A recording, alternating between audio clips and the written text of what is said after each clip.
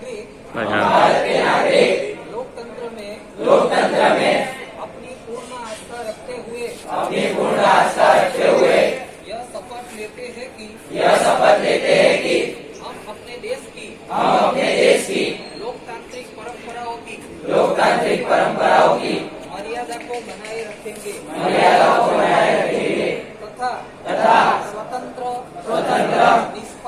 निष्पक्ष एवं शांतिपूर्ण निर्वाचन की गरिमा को अक्षुण्ण रखते हुए निर्भीक होकर धर्म वर्ग जाति समुदाय भाषा अथवा अन्य किसी भी प्रलोभन से